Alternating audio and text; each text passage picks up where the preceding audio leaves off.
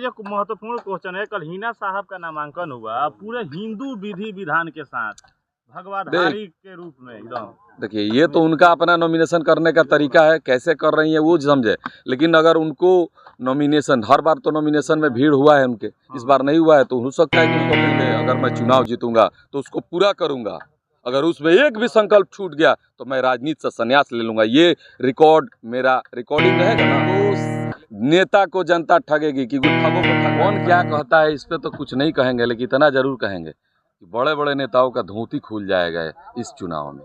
आने तो दीजिए मैदान में। 4 लाख वोट से मैं जीत रहा हूँ, 5 लाख वोट से जीता हूँ, जब रिजल्ट आता है तो टाए टाए फीस।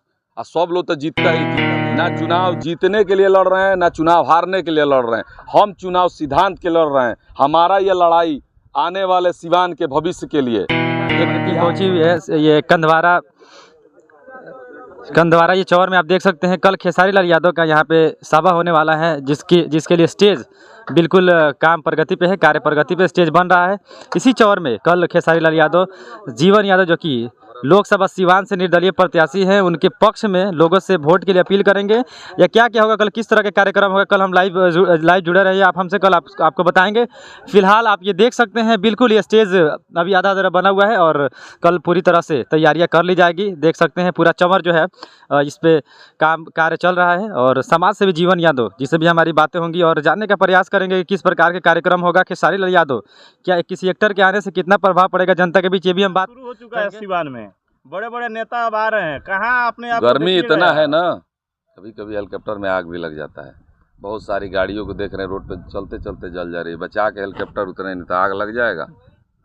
कल तेजस्वी प्रसाद यादव आए थे और औरबियारी चौधरी ने बड़ा बयान दिया कि वोट कटवा से आप लोग सावधान हो जाइए। लाइव कौन बोलेंगी? औरबियारी चौधरी। अच्छा ठीक है, देखिए बोलना चाहिए। कहे ना कि इस बार की लड़ाई सिद्धांत की है। हम कौन क्या कहता है इस पे तो कुछ नहीं कहेंगे, लेकिन इतना जरूर कहेंगे कि बड़े बड़े नेताओं का धोती खुल जाएगा इस चुनाव में। आने तो दीजिए अभी मैदान में, समय का इंतजार है। अच्छा, खेसारी लाल यादव ये चुनाव, ये जनता का चुनाव है। ये सिंबल और सोच की लड़ाई है। जनता को तय करना है कि नेता कौन बनेगा सिवान का, एमपी कौन बनेगा सिवान का। अब मंच पर बैठ के जुमलेबाजी तो हर कोई बोलता है कि मुझे 4 लाख वोट से मैं जीत रहा हूँ, 5 लाख वोट से जीता हूँ, जब रिजल्ट आता है तो टाए टाए फीस। और सब लोग तो जीतता ही जीतता, तो एक ना कोई है। साहब और सेवक ट्रेंड कर रहा है। साहब और सेवक का कहानी यह है कि साहब और सेवक दोनों को जनता जानती है कि कौन साहब है कौन सेवक है। कौन एसी गाड़ी में बैठ के आराम से जिंदगी का जीवन यापन करता है, कौन रोड पे उतर के धूप में गरीबों का मदद करता है, कौन गरीबों के हक के लिए लड़ता है, कौन गरीबों के घर के लिए लड़ता है, कौन गरीबों के भोजन के लिए लड़ता है, कौन गरीबों के शिक्षा के लिए लड़ता है। उसकी लड़ाई है, वो किसी को नहीं दिखाई देगा। सबको यही दिखाई देता है कि चुनाव है, वोट मांगना है।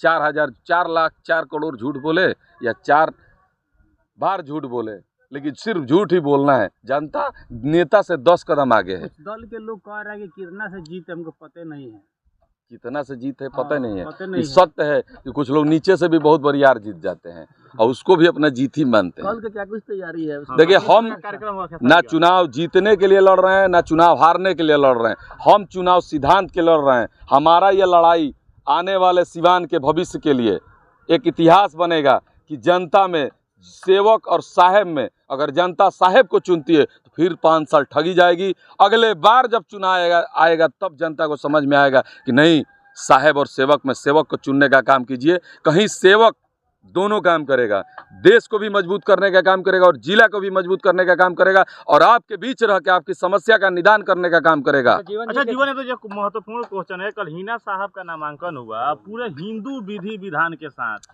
भगवाधारी के रूप में एकदम। देखिए ये तो उनका अपना नॉमिनेशन करने का तरीका है, कैसे कर रही है वो समझे।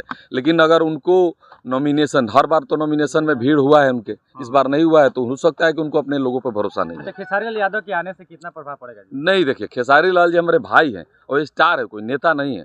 और प्रभाव जनता को तय करना है ना कि क्या प्रभाव पड़ेगा। ये मैं और खेसारी जी थोड़े तय करेंगे। सिवान की जनता ही स्टार है। सिवान देखिए वह स्टार है फिल्म इंडस्ट्री के और चुनाव के स्टार है जनता। अब जनता 25 मई को तय करेगी कि भाई किसके हाथ में बागडोर देना है सिवान अच्छा का। जीवन यादव जी, एक मंच आपने तैयार कर दिया है जहां लाखों की संख्या में लोग कल इकट्ठा होंगे, तो कल कोई बड़ा घोषणा भी आपके माध्यम से होगा क्या लाखों के भीड़ में? जरूर होगा। एक मंच तैयार हुआ है। कल हम अपने जनता के सामने संकल्प लेंगे और संकल्प लेके अगर मैं चुनाव जीतूंगा तो उसको पूरा करूंगा। अगर उसमें एक भी संकल्प छूट गया तो मैं राजनीति से संन्यास ले लूंगा। ये रिकॉर्ड मेरा रिकॉर्डिंग रहेगा ना, हाँ। अगले 5 साल के बाद फिर चुनाव आएगा। ऐसा नहीं कि एक बार एमपी बन गए तो जिंदगी भर रहेंगे।